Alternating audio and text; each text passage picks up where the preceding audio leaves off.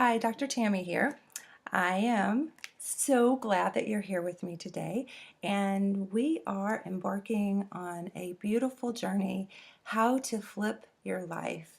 And this is going to be great. We do a live workshop, and this workshop goes along with the book Life Flip, and it's so life transforming. And this was information that completely flipped my life. And as I was kind of coming into the point in my life where I wanted more significance and I wanted to understand things more, this was just like the answer. I truly believe that when you pray for an answer, it shows up. And sometimes, you just feel like you're hitting your head against the wall and you just need answers. So that's why I've created this program. And like I said, it goes along with the workbook, the Flip Your Life workbook. So we're just going to go ahead and get started. So this is a 6-week life flip workshop, and today we're going to be doing module 1. And module 1 is a deep dive into conscious engineering. So what is conscious engineering? The coolest thing ever. So how do you consciously create your life? Because most of the time you're unconsciously creating. So I'm going to go deep into that today. And then in module 2, we're going to do creative sensorization, which is goal setting on steroids. So if you've ever set goals and been frustrated by setting goals, this is a whole new way of setting goals, and you've probably set goals that haven't been successful, so this is a way to set goals and be really successful. So module 3, we're going to do self-discovery and branding yourself. And you might not ever have thought about branding yourself, maybe branding businesses or branding different things, but branding is very important because it helps you identify who you are.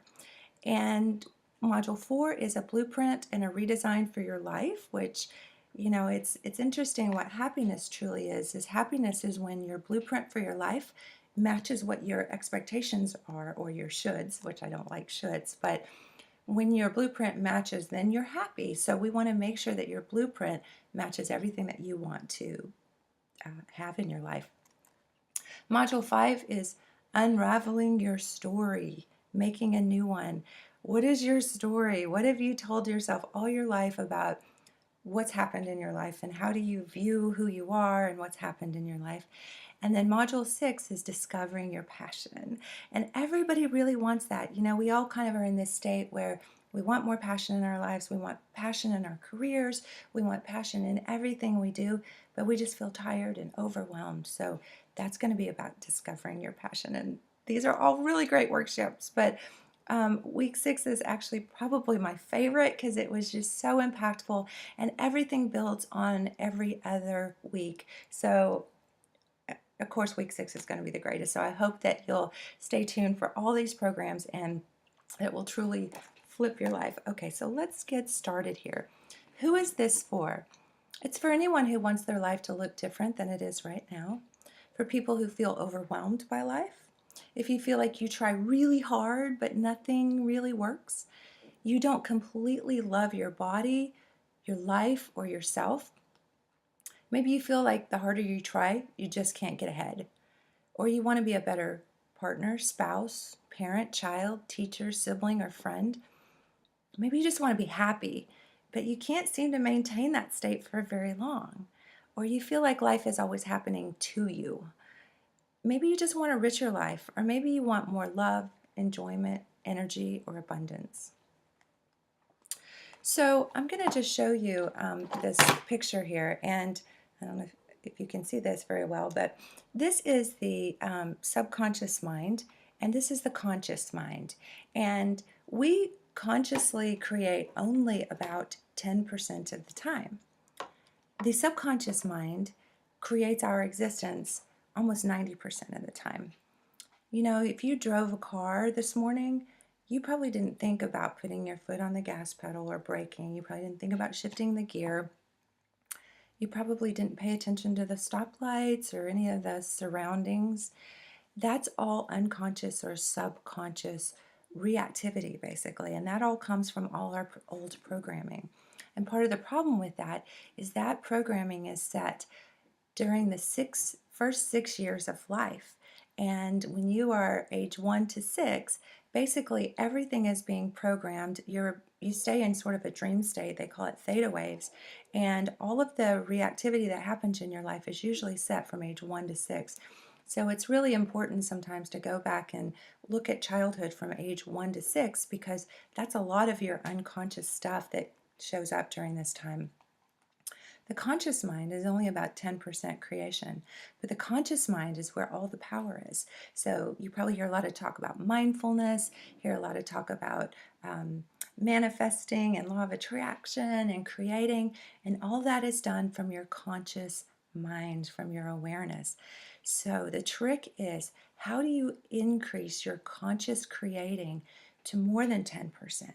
To 15% or 20% or 30% or more? How could you be 90% a conscious creator and only letting the unconscious drive just a little bit of the bus?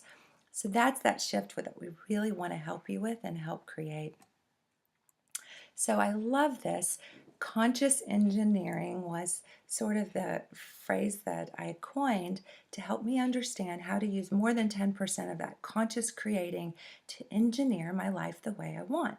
And part of that is to understand what's happening to you and those people around you and how everything kind of plays in. And once you have more of an understanding of how people are acting and reacting, you have so much more power. You're empowered to make different choices, which is all part of stress reduction and how you perceive your life and how you perceive your happiness. So this is really cool stuff. So here is the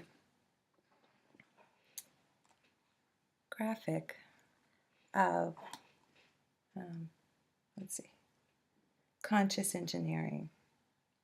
I don't know if you can see that there. But conscious engineering is basically these 4 different stages. And the first stage is this primitive consciousness. It is a reactive lens, and if you've ever heard of fight or flight, that is where everything happens in stage 1. So it's very reactionary, and this is where things happen to you. I mean, it's just like things just happen. It's very primitive, caveman, and the continuum is all the way from fear to love. So everything that's happening in stage 1 is very fear-based. It's also the continuum between the unconscious to the conscious. So it's very unconscious reactivity. And it's also the continuum between pain and passion. So if you're creating from pain, basically because things are just happening, and maybe at your job or, things just happen that you don't like, that's all on that pain continuum there, all the way to your passion, which is where we want to get to, creating your passion in your life. So in stage 2, this is a very infant consciousness, and this is a victim lens. And if you've ever heard of someone playing the victim, they're in stage 2. And it's so cute because everyone who has learned this conscious engineering uses the terminology of the stages, stage 1, 2, 3, or 4. And it's so funny because my son, who's 12, going on 13, he'll say, "Mom, you're so stage 1 today." So stage 1 is so reactive. Stage 2 is the victim stage.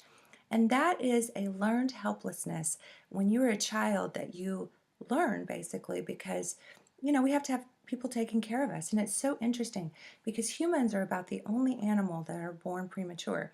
Every other animal in nature is born able to walk or run. We totally have to have complete care.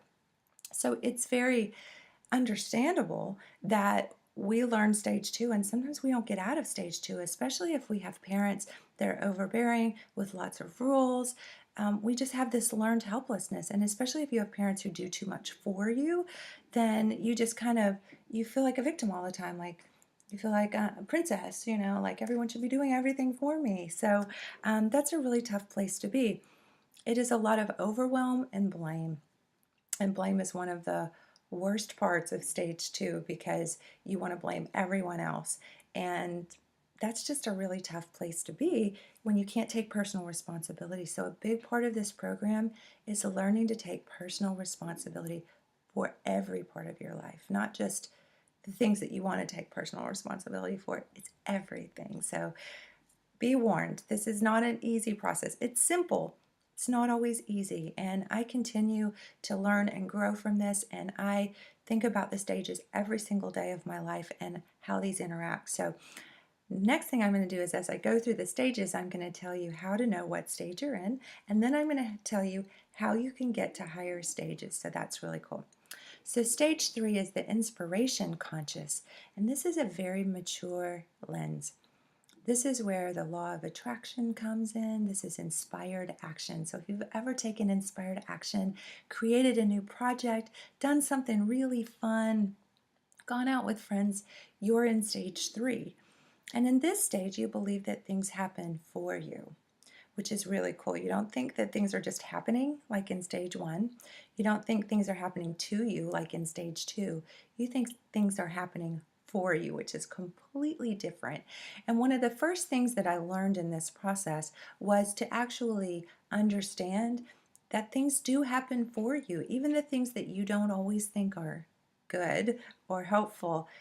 You can always flip that around and see what you've learned valuable from that. If somebody hurt your feelings, you can always look and evaluate how that happened for you to maybe make you look at yourself or make you look at how you show up in relationship. So things happen for me, and that's stage 3. In stage 4, that's this limitless consciousness where we believe the truth that we are all connected to God, we are not separate, and that we're all connected to each other, which is very powerful because a lot of what arises in stress in our day-to-day life is we believe that we're separate from everyone. So we believe that if someone hurts us, that we can hurt them and it doesn't affect us. But it does, because we are all connected. And it's almost like an energetic string, almost like an umbilical cord that we're all connected to.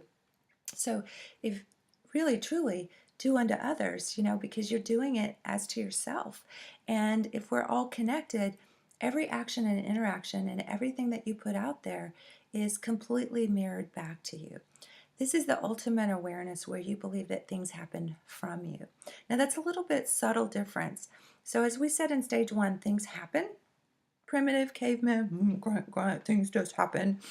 Stage 2, things happen to me. Yuck, that's a blame victim state. In stage 3, things happen for me, which is really cool because then you think everything that shows up, wow, that's pretty cool, things happen for me.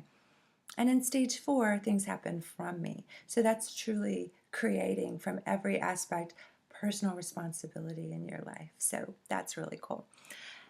The trick is you only have to get to stage 3. Stage 4 is kind of like Buddha or Jesus or any of your enlightened leaders that just were so stage 4 all the time.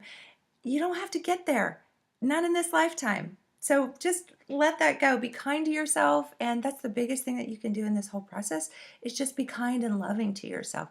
You only have to get to stage 3, and stage 3 is not that hard to get to, and you're probably in stage 3 quite a lot of the time during your average day, and you may not even realize it. So conscious engineering is how to consciously be aware and present and know what stage you're in at all times. So that's great. So, stages of conscious engineering, and I love the depiction of we're all actors playing on a stage. That's what Shakespeare said, right? So, you have a choice every single day what stage you're going to show up on.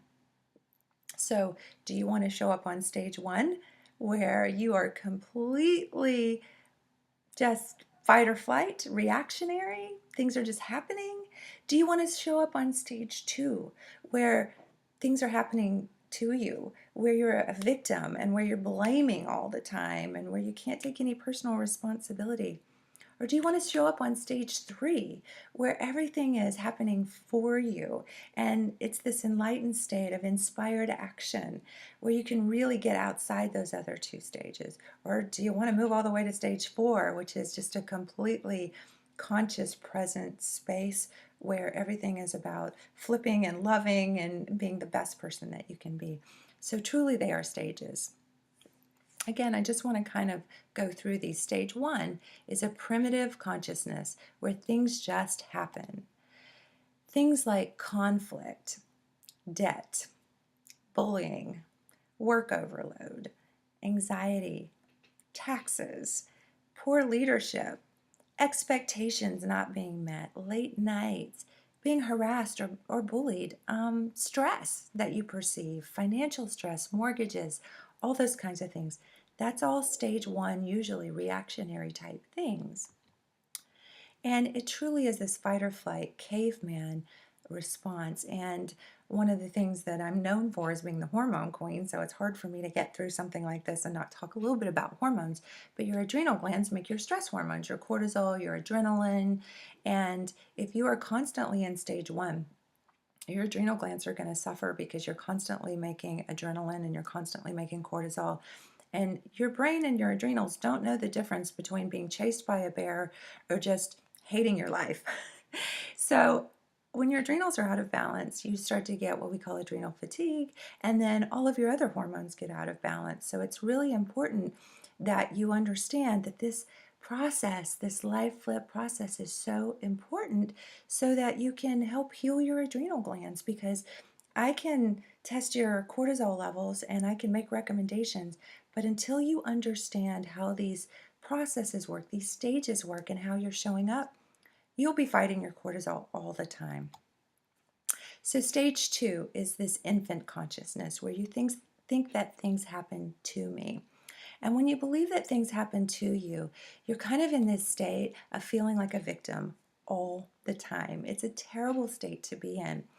One example I like to tell is one time I got a taco salad from a restaurant, and it was a takeout, and I was busy at work, and so one of my coworkers brought it to me.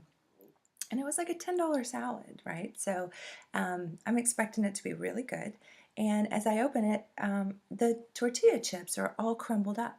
And I'm like, oh my gosh, I just spent 10 bucks on this salad and I get the like bottom of the bag. And then as I'm sprinkling them on my salad, I had this flip in my brain, and it said, oh my gosh, I am so grateful they crumbled up my chips for me. So any situation can be flipped in an instant. And one of the processes that I'm going to teach you to go from stage 2 to stage 3 is gratitude. So anytime you can reframe or practice gratitude, it will switch you over into stage 3. So I'm going to go get to that in just a minute. But stage 2 is that infant consciousness, that learned helplessness where we blame everybody and we can't accept personal responsibility. I'm going to get just a little metaphysical for a minute. And one of the things that we do to get from stage 2 to stage 3, I'm jumping ahead, is to question everything. And one of the things that you're going to have to question is your spirituality and your sense of religion. So I'm probably going to step on a few toes there, and I certainly don't mean to. But one of the things you're going to have to ask is about your belief in God and your belief in heaven and hell and the devil and all those things, because in a truly stage 3 space, there is no judgment. And you have to be able to look at taking personal responsibility for your life. One of the first things that happens is that when you don't take personal responsibility and you think things are happening to you, the first thing you want to do is blame God. Well, that doesn't work because God is good. God is love, right? So we can't do that. So then we have to blame the devil, right? So the devil made me do it. So that's not a really acceptable place either if you're trying to take personal responsibility for your life, because you really have to back up and look at how you showed up in a relationship or how you showed up in any aspect of your life and what your role was and what you brought back. So what you reflect out there to the world is what you get back every time. There are no exceptions. So taking personal responsibility makes you really start looking at how you view God, the devil, heaven, hell, all those things. And I'm not saying that you have to change your belief system around God or any of that, but I'm just saying when you take personal responsibility for how you show up in the world, you have to take personal responsibility, and you can't blame God or the devil or anything else. So that's a really important aspect. One of the things in stage 2 that comes up is that we start saying things like, nobody loves me, everybody hates me, think I'll eat some worms and die. Remember that song? So you just feel like a total victim all the time, and that's the way you show up in your life. And if you show up to work or you show up in relationship feeling like a total victim, that doesn't help anybody. Or if you're always asking, why does this always happen to me? I can't trust anybody to do anything right. This is too much for me.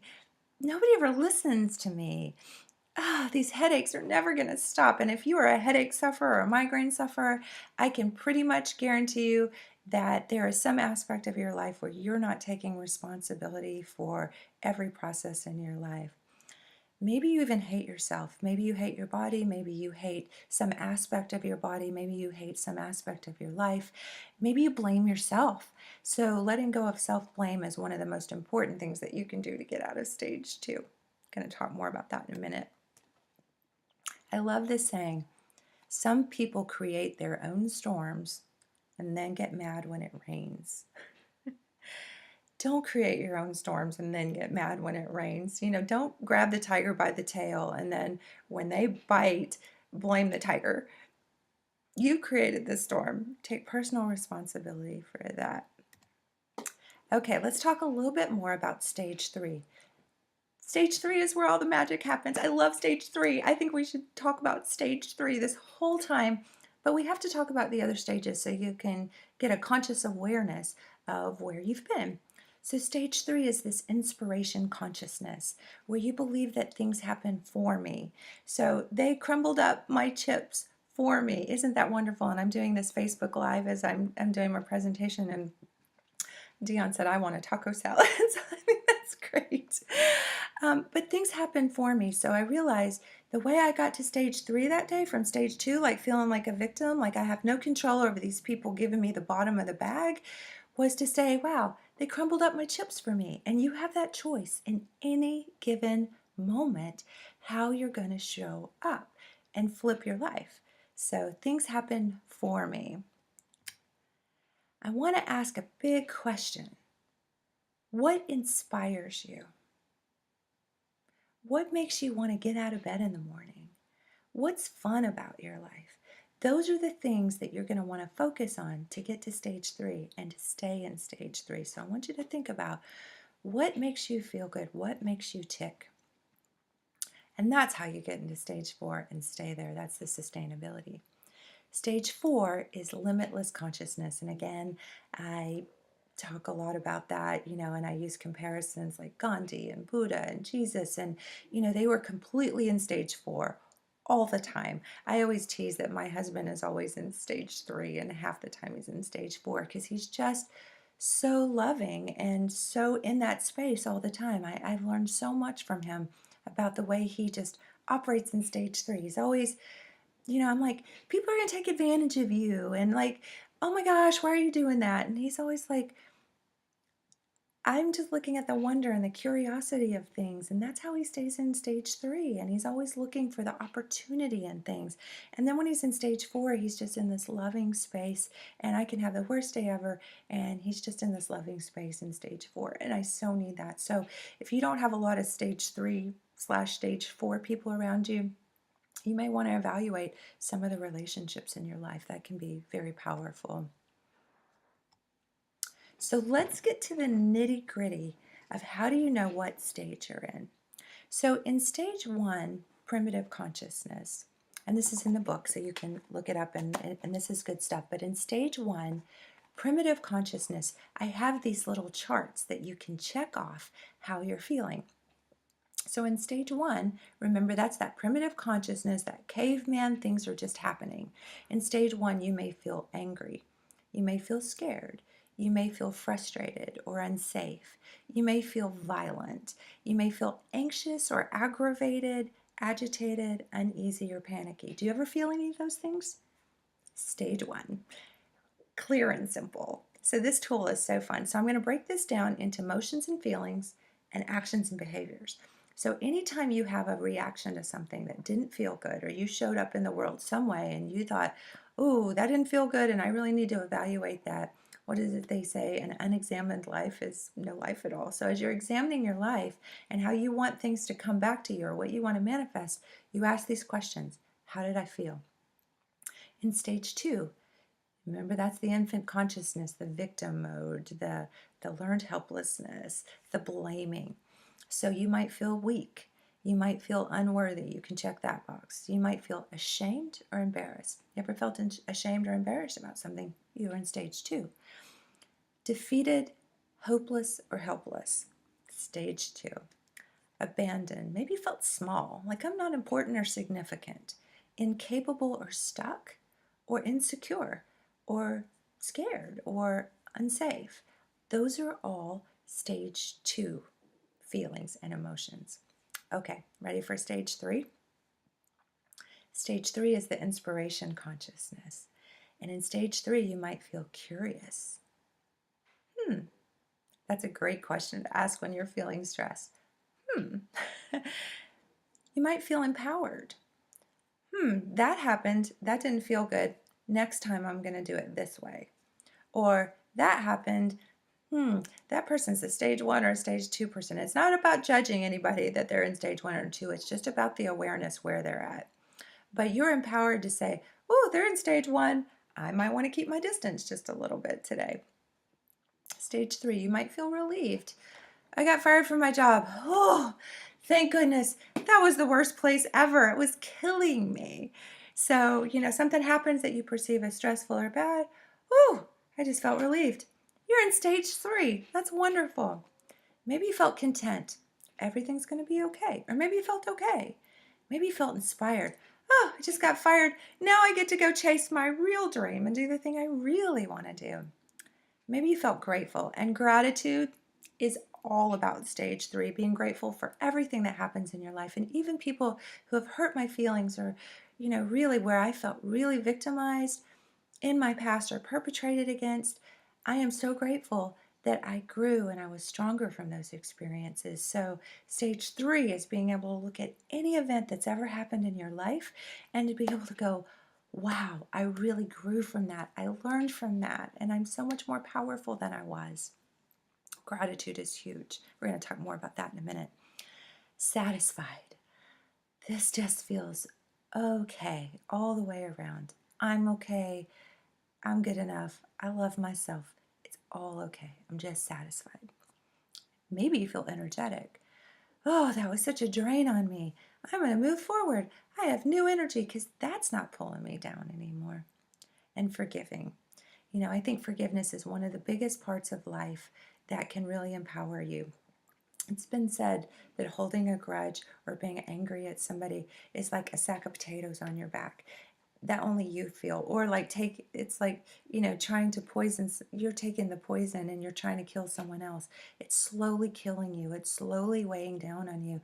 Or I've also heard it said, somebody that's hurt you and you allow that to continue to hurt you, they're taking up space in your head, free rent, and that just keeps you from being in stage 3. So forgiving is not about saying it's okay what they did. It's about saying, I'm okay and I've grown and I'm better from the experience, and I wish them well and I love them, and to really ask what part you played in it, because I guarantee you, and people don't want to hear this, no matter what happened to you in your life, you had some responsibility in it. You showed up some way that brought that energy, and people don't want to hear that. They want to stay a victim and they want to say, well, what about little kids that get, murdered and all that kind of stuff? But I promise you, somewhere is some way that you are showing up and attracting that. I truly believe that. And you probably, if you don't want to hear that or you're not in a place to hear that, you probably turn this video off right now because you're like, I don't believe that, not for a minute. I'm just asking you to ask some bigger questions and to consider.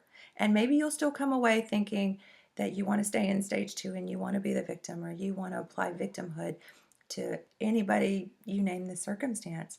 And that's okay. That's where you need to be. Everybody's exactly where they need to be. I'm just saying that once you start to believe in consciously creating and taking personal responsibility for everything, life begins to change. And not until then, not a second until then. So that's where the power is. Okay, let's talk about stage 4 just a little bit. That's limitless consciousness. And that's where you feel energetic, true inner peace, where you're like just in this kind of meditative, happy state all the time. You feel connected, abundant, safe, ecstatic, strong, loved, creative, and happy. And probably a good portion of the time of your life, you are actually in stage 4. But the goal is to just get to stage 3, where you just feel curious and empowered and grateful and forgiving. Those are the big things to keep you in stage 3. That's where the magic happens. Stage 4 is wonderful, but really stage 3 is all you got to get to. So those are the emotions and the feelings that go along with the stages. Now let's talk about actions and behaviors. These are cool. So you can run any event that happens in your life through this actions and behaviors chart. It's in the book. We'll plug there again. So anyway, in stage 1, remember that's your primitive consciousness. These are the actions or behaviors that you might exhibit. You might explode. You might yell. You might get physically violent, or you might get physically violent against someone else, like hit them, spank them if you're a parent. You might throw something. You might run away. You might break something.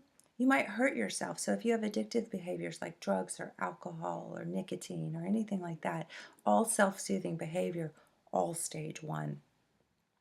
Maybe you cuss at someone, you say, oh, F you, or whatever, you're just stage 1. Maybe you threaten someone, I'm going to kick your butt, I'm going to kill you. That's all stage 1. Or you hurt or tear up property.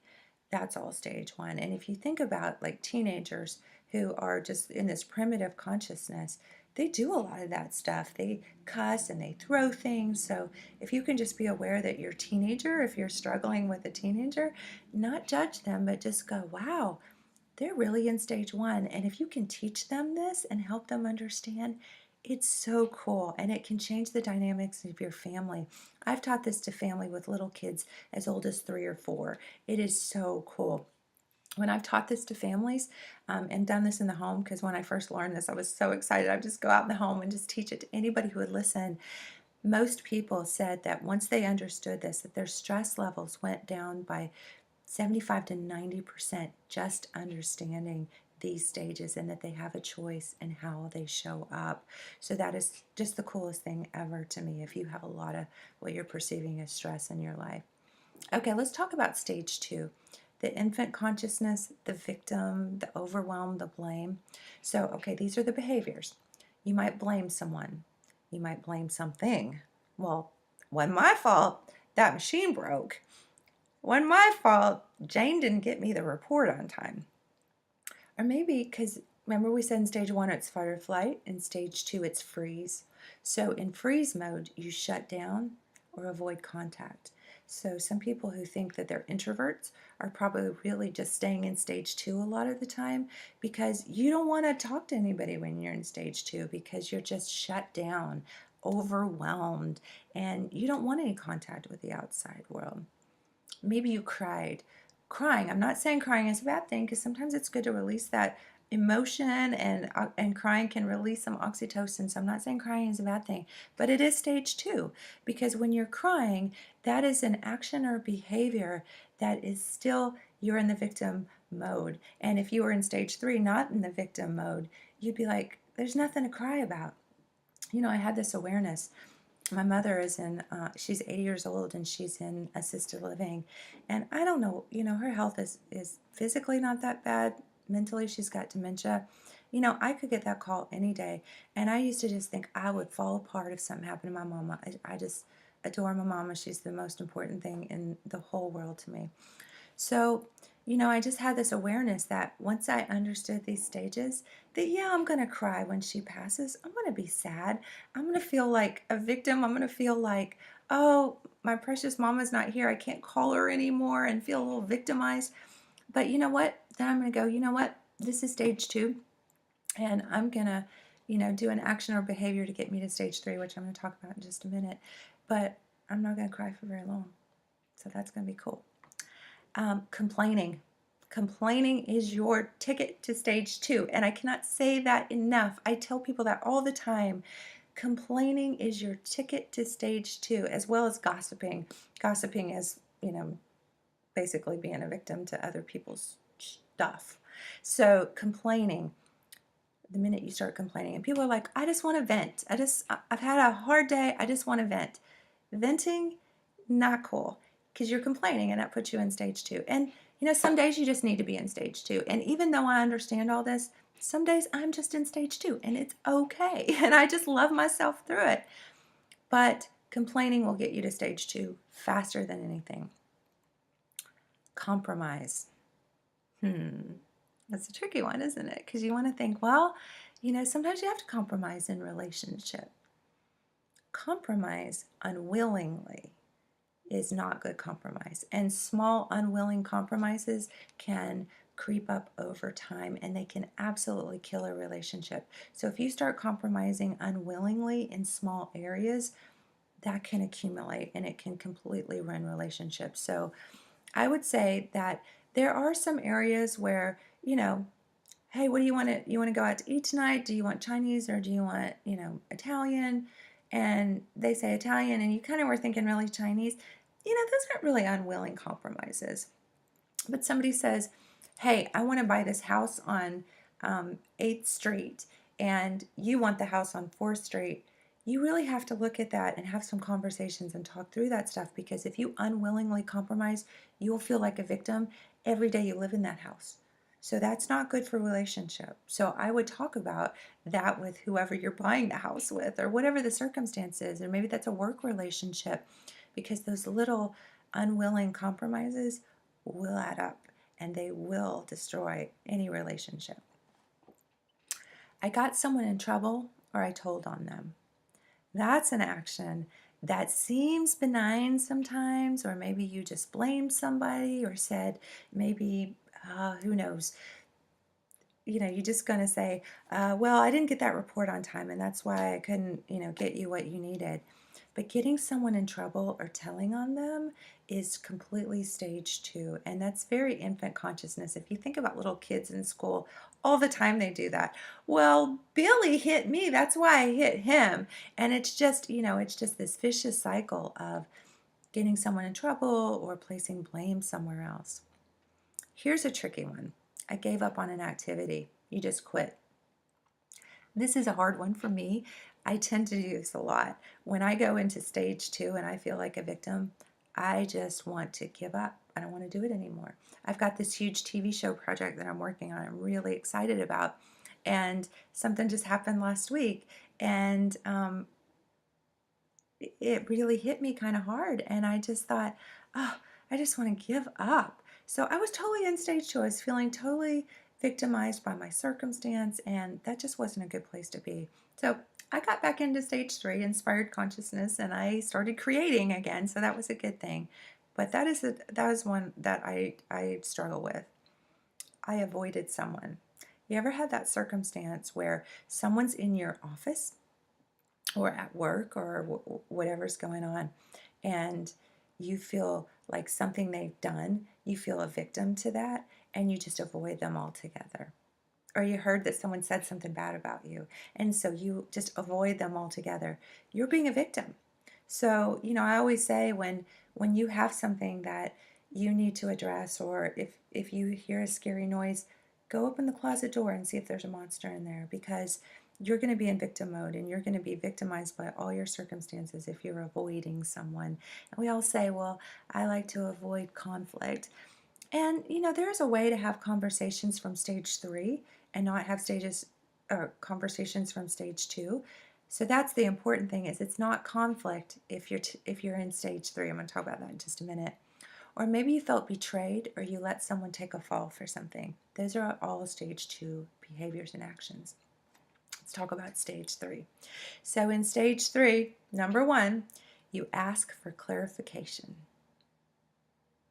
right?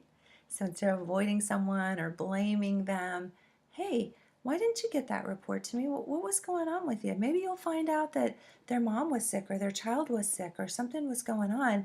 And instead of you feeling like a victim to them, ask for clarification. Is this really true? If a family member borrowed money from you and they didn't pay it back, and, you just like avoided them, maybe there was a circumstance where they couldn't or something. So just really important that you grow up and have a conversation from stage 3 where you ask for clarification. And that's not a place of judgment.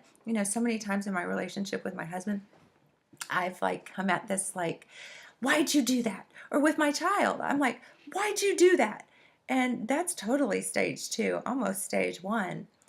Stage 3 is, help me understand what was going on with you when that happened, because I felt really hurt by that. totally different conversation, and you'll get a totally different reaction, and you'll have a totally different relationship with the people that you love. So stage 3, number 1, ask for clarification. I prayed. Sometimes that's all you can do about a circumstance, because you don't have that 60,000-foot perspective, that God has, or that you have maybe with hindsight as you get a little older. That's the beautiful thing about getting to be almost 50 years old, is I have so much more hindsight about everything. They say hindsight's 20/20, right? Clear vision. But sometimes all you can do is just pray for somebody and just, be there for them. I focused on what I wanted instead of focusing on what other people want. You're not responsible for anybody else's happiness but your own. Yeah, that's big. The only person you can change is yourself. So focus on what you want. When I've had times in my life, and I'm just really picking on my husband here, but when, I felt conflicted with him, or when I was in stage 1 or 2 and I was reacting with him from that place, I focused on the fact that I want a loving relationship with this man. I want to grow old with this man. He's really super cool. So when I focused on that and I stopped focusing on all the noise and all the crap and drama that I was creating, I could really focus on what I wanted, which was the relationship. Same thing with teenage kids, same thing with anybody you're having conflict with.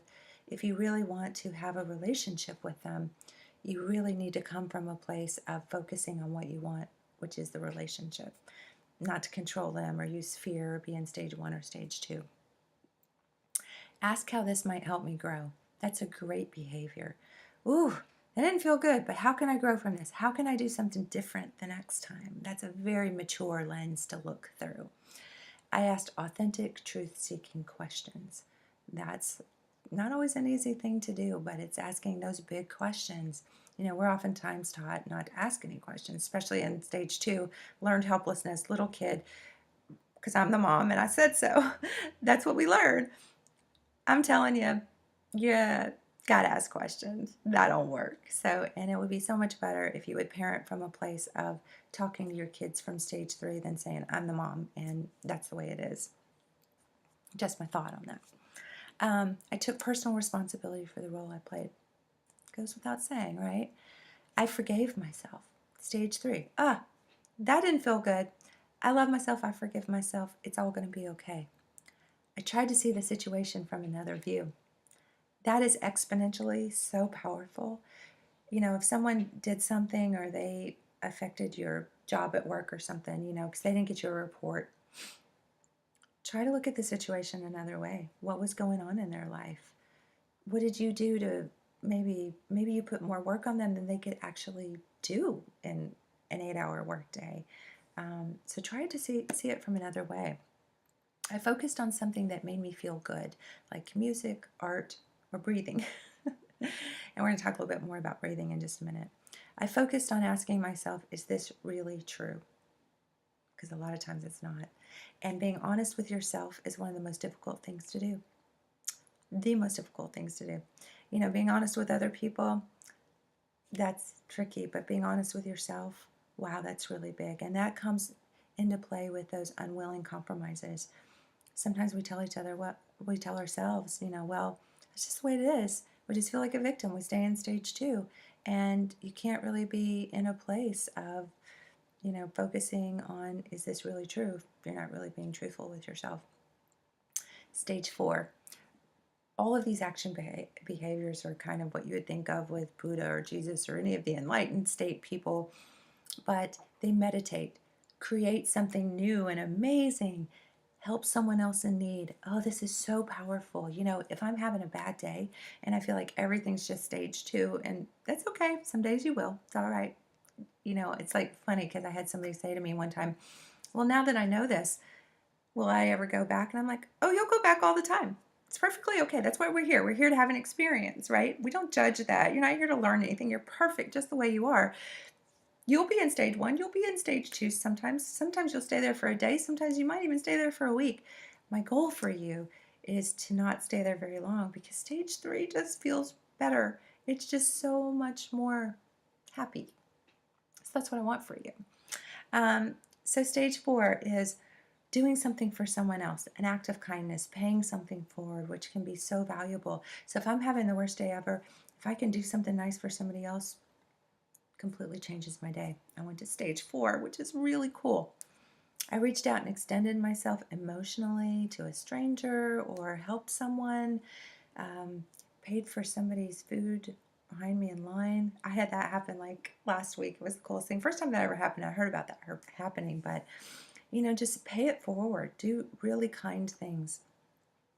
Be grateful. Write a letter of gratitude.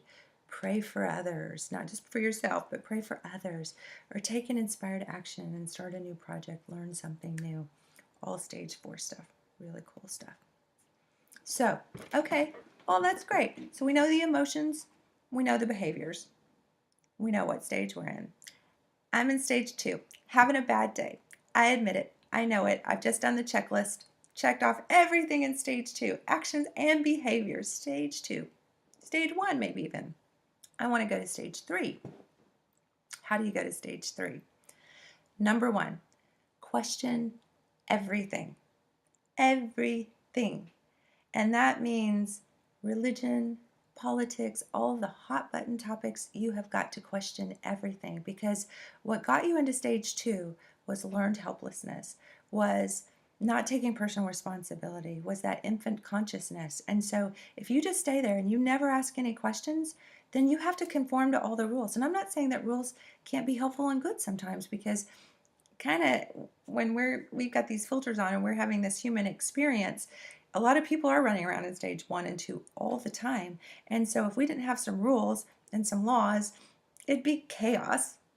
So until people start to really understand, if everybody would understand this conscious engineering and be in stage 3 all the time, we wouldn't need laws and we wouldn't need controls and all those things. So I just want you to start asking questions.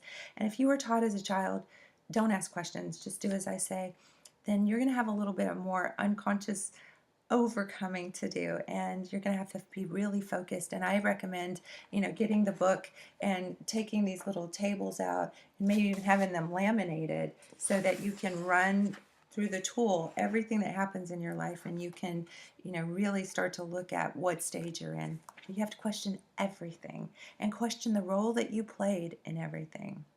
Number 2, be aware of your emotions and your reactions, and be aware of what stage you're in, your actions and behaviors and your emotions and feelings at all times. And it's like when I teach people about losing weight or nutrition, I tell them that for the first couple of weeks there's a big learning curve here, but once you understand, you're on autopilot, that you could use your unconscious to help you at that point. But in that conscious creating state, you have to be really aware. And so, whatever you need to do to, keep your book with you or laminate those little cards or whatever, and run every reaction through the tool and ask yourself what stage you're in. Number 3, breathe.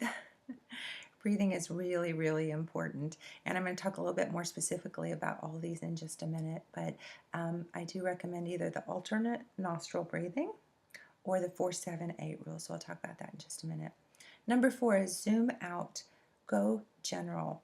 It's all about gratitude and zooming out. And it's kind of like hindsight's 2020, or it's like the 60,000 foot view of what God sees.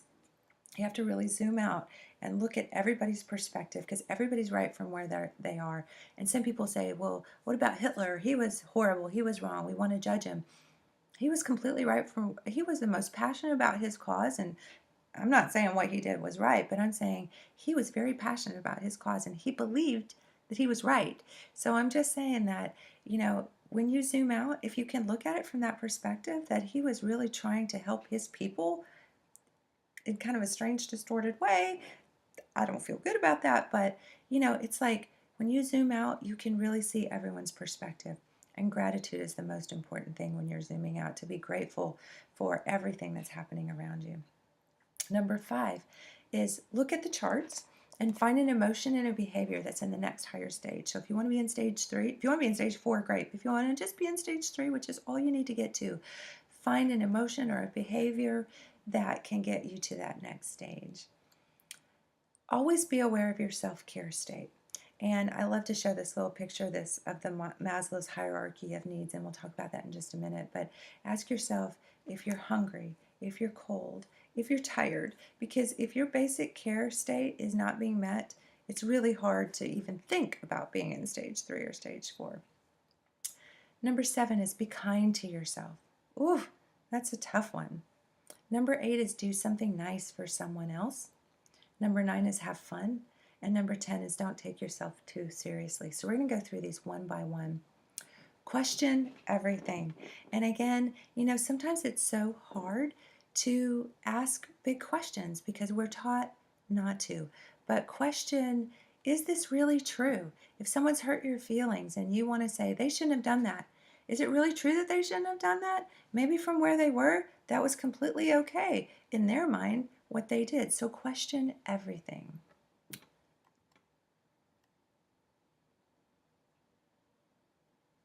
Number 3 is breathe. So I want to talk a little bit more about the alternate nostril breathing. There is a practice called Nani Shodhana where you take your pinky and you breathe in, and then you take your thumb and you breathe out. So we can practice that just a minute. So breathe in and out, and in and out. And it's interesting, when you do that just a few times, the oxygenation changes to your brain and it can completely flip you into stage 3. It's so cool. So it's just like almost like a chemical thing. So I love that Noni Shodhana breathing. And then there's also 4-7-8 breathing. So basically you breathe in for 4, breathe out for, or hold it for 7, and then breathe out for 8. So it looks like this.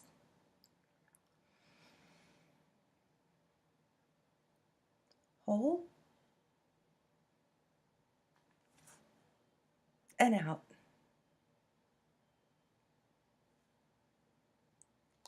So just like that, 4 seconds, 7 seconds, 8 seconds, and just allows you to slow down, oxygenate your brain a little bit, think a little bit different thought, and it completely disrupts the cycles between staying in stage 2 and stage 3, so that's pretty cool.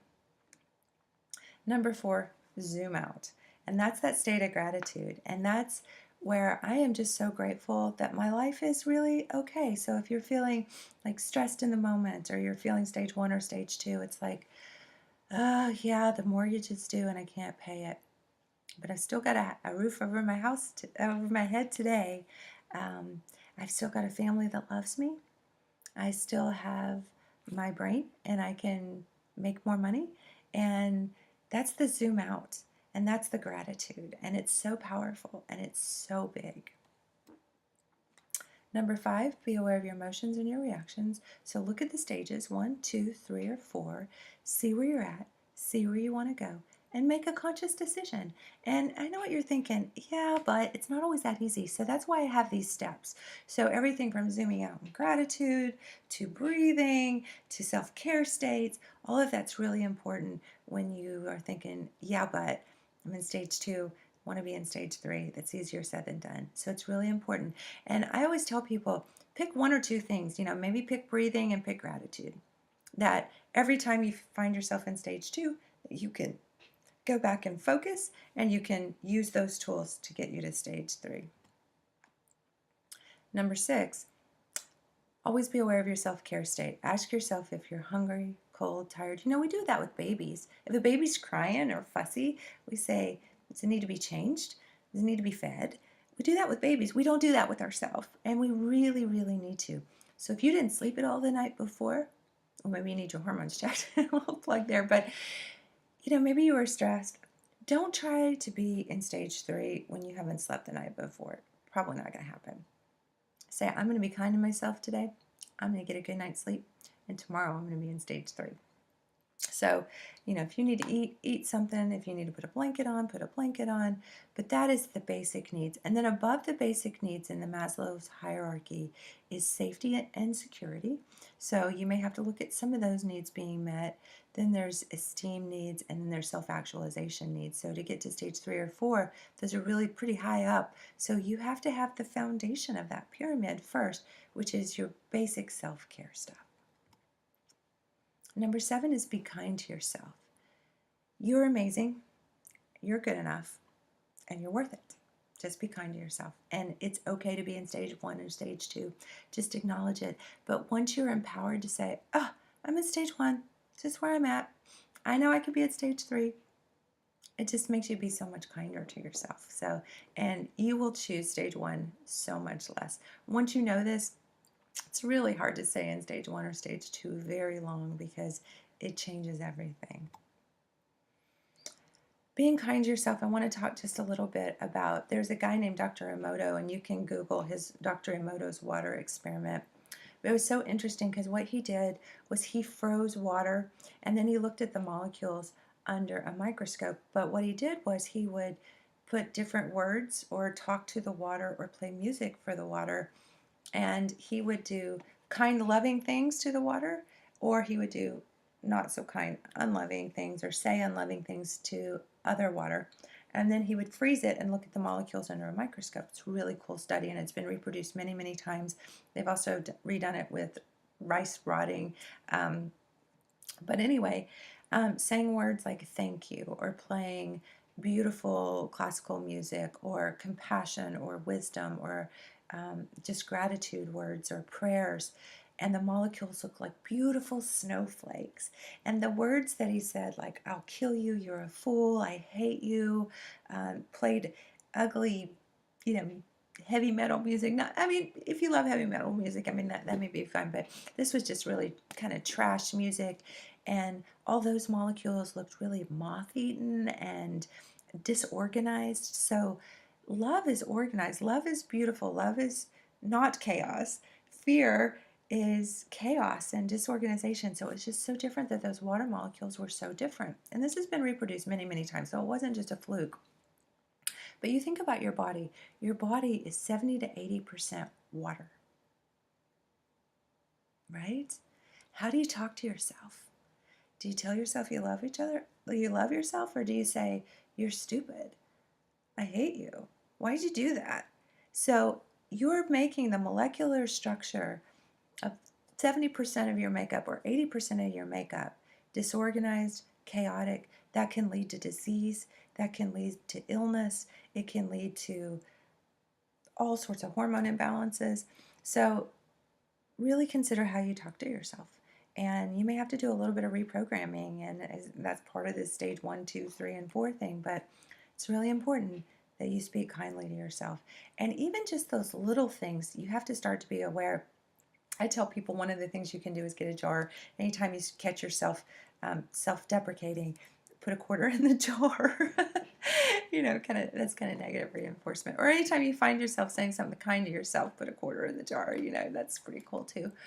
But even if you just say, "Oh, that was so dumb. I don't know why I did that." That can be, it adds up and it changes your molecular structure. So just be really mindful of how you're being kind to yourself. Number 8, do something nice for someone else. Pay it forward. And that's such an easy thing to do, but we forget about that.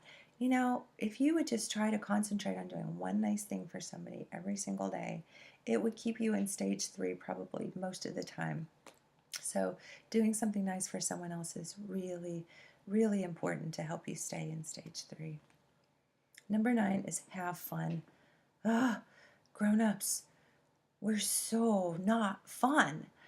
That's one of the beautiful things about being a kid. We're so much more fun when we're a kid.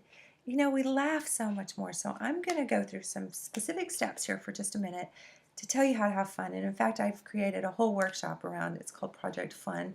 So I work with adults to try to bring the fun back in their life. But here's just a few simple things that you can do. Number 1, be where you are. If you're with your kids trying to be present, put the cell phone away. Be there, not there. You can't be 2 places at one time. If you're trying to have fun, you can't be distracted by work. You have to be present where you are, and you have to be present in the moment. You can't be thinking about the past, and you can't be stressing about the future. You have to be present right there. That's how you have fun. You can even just go outside right now and look for a 4-leaf clover, whether you find one or not. I always find a 4-leaf clover. I don't know what that is. I think I just expect to find one, and I always find one. So I know people have said they've never found one. So go outside and just be present. Don't think about the past. Don't think about the future. Just focus on the grass and just be there and feel how warm the grass feels on your feet, or if it's wintertime, maybe just go outside and feel the cold air. Just be present for a moment. Number 2 is learn something new. And I think it's so interesting that we get so shut down and we think old dog, new tricks, can't do it. They did an interesting study, and I'll talk more about this in some of our other workshops, that it only takes 20 hours to learn something new. And we think that it takes months or years to learn a new thing. I learned to play the ukulele in 20 hours, and that was a little less than 2 months. I got it at Christmas, and I practiced about 40 minutes a day, 5 days a week. I always wanted to learn to play a stringed instrument. It literally took me 20 hours to learn the 4 basic chords that I could play just about any pop song from. So, I mean, you can learn something new in 20 hours. The learning curve is steep the first day or two when you're practicing. You just have to kind of stay with it. So learn something new. It can be so fun. I love playing my ukulele now, so very cool. Get out of your comfort zone. That's number 3. We just stay so stuck and we just get so set in our ways. You have to get out of your comfort zone. Buy some hot pink pants or do something crazy or show up to pick up your kids with a funny hat on. That's just get out of your comfort zone and just have fun. Number 4, music. Sometimes when I need to get into stage 3 and I'm wanting to use fun as my ticket to stage 3, I'll put on some 80s music. So I don't know how old you are or what resonates with you, but Cyndi Lauper, Girls Just Want to Have Fun, gets me every time. So put on some happy music and immediately I'll go to stage 3. Smile more. Sometimes I love the saying, fake it till you make it. Smile more and just force yourself to smile. It's so interesting. They did a study on telemarketers, and the telemarketers who smiled, now this is on the phone, you can't see the person smiling, were actually perceived as happier by the other people on the other end of the phone. So you'll be perceived as being happier, and I always say, if you want happiness, then give happiness to someone else and it comes back to you. If you want more money, give money away and it'll come back to you abundantly. If you want more love, be loving. How many times have you been in a fight and you've just been nasty to that person and it just stays nasty until you're finally done with that, and then you're like, you say something loving like, you know what, I shouldn't have said that, I'm sorry. And then they're like, you know what, I shouldn't have said that, I'm sorry either. So if you want love, you have to give love and it reflects back. Everything reflects back. It's called mirror neurons. It's the way humans work. Whatever you put out there is what you get back. So it's very important to smile. Notice nature. I talked about 4-leaf clovers, or go out and look at birds or something beautiful, because nature will just make you really happy and it's really fun. Climb things. Now, if you're 80 years old and you are prone to hip fractures, that might not be such a good idea, but climb a tree, climb a rock. Oh my gosh, it's so exhilarating. We have a little place called Devil's Den that's like a national park. And when I go there and I climb on those rocks and those caves, it is so exhilarating and it is so fun, and it just brings me present. Number 8 is embrace your flaws. I spent almost the first half of my life trying to hide my flaws, trying to hide my quirkiness. And I am quirky as can be. You've probably never met anybody quirkier than me. When you're self-conscious about your quirkiness, you can't have fun. So I just be me, and I just love me, and I hope other people love me for my quirkiness, and I love other people's quirkiness. It's so interesting. My son is on the autistic spectrum and he's in special needs classes. He's so smart. It's not because he's not smart, because he's a freaking genius. But it's so interesting because I love to go hang out in that classroom, and the teachers are so great about just letting me go hang out, and my son just loves it. But it's so interesting because I think, you know what? I wouldn't want to be in the boring classes with the normal kids. It's the quirky things they say that I'm just like, oh my gosh, that's great. So your quirkiness is beautiful. Embrace it. I spent so much of my life hiding who I really was because I didn't want people to think I was weird. I'm so weird. I love my weird. I want you to love your weird. So please, please, please love your weird and get in touch with your weird, and don't be afraid of your weird. Your weird is perfect, just the way it is. You're made perfectly. There's nothing wrong with you. And even all this stuff that I'm trying to teach you here about the stages, you're not broken. You're not broken at all. Nothing needs to be fixed. But you can be happier, and you can be in stage 3, and you can take more inspired action and consciously create your life. that's the beauty of understanding these stages. So embrace your quirkiness. I don't even want to say embrace your flaws, because your flaws are what make you beautiful. They make you perfect. But embrace all those, and don't be stuffy or hiding or trying to be somebody that you're not, because whoever you are and however you are is absolutely perfect. Number 9 is use your imagination. Wow, do we forget to use our imagination? I remember the day my imagination left. I remember I was probably about 11 years old, and I was playing Barbies with a friend, and I was like, this isn't fun anymore. I can't pretend Barbie loves Ken. I can't pretend that Barbie is riding around in this car. It was like I couldn't play anymore. And I don't know if that's a hormonal change. I'm sure it is, what happens, but we just forget to play. And it's kind of like we forget to use our imagination. And the most creative things that you can develop, when I paint or I draw or I write music or play music, I'm using my imagination. And I might not be playing, although I am playing. It's a more mature imagination, and that's okay, but you need to cultivate that and use that as often as you can. Number 10 is be unpredictable. Not in a bad way. If you say you're going to do something, do it, but be unpredictable. Like I say, like I love to show up with a funny hat or funny sunglasses on and pick up my son from school, or just show up for lunch when he's not expecting me with some quirky little cheap little gift or something. Just be unpredictable. And if you feel like you want to buy a pair of hot pink pants, buy them and wear them and enjoy it. So just be unpredictable. Get out of your ordinary routine in some way, and you will feel so liberated. Number 10, all that's leading to number 10, which is don't take yourself too seriously, because it's just not that serious. And sometimes we want to make it just that serious, but it's just not. So don't take yourself that seriously. Just be able to laugh and go, oh, whatever. It's all okay. Really important. I love this saying, a bird sitting on a tree is never afraid of the branch breaking, because its trust is not in the branch, but in its own wings. Always believe in yourself. And that is such a powerful statement. I hope that you'll take that with you through the rest of the day, because if you're focused on the branch breaking, you'll be in stage 2 all the time. You'll be a victim. You'll be a victim to everything. In your relationships, if you're worried about someone leaving you, you're focused on the branch. You're not focused on being a bird with wings, because you have the power. You have the power to change yourself. You have the power to make a new choice. You have the power to have a decision to choose to be in stage 3. So don't focus on the branch. Stop focusing on the branch. The branch will break. The branch will always break. But you have wings, and you can always fly. And don't forget that. That's just so powerful. Always believe in yourself.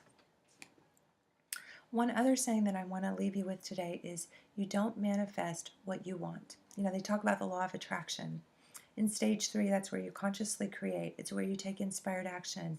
But you don't manifest what you want. That's what the law of attraction says, right? And that's why the law of attraction doesn't work the way people want it to. They're like, I tried that law of attraction thing. Didn't work for me. Well, first of all, they were in stage 2 of being a victim. But they didn't realize that you don't manifest what you want. You manifest what you believe.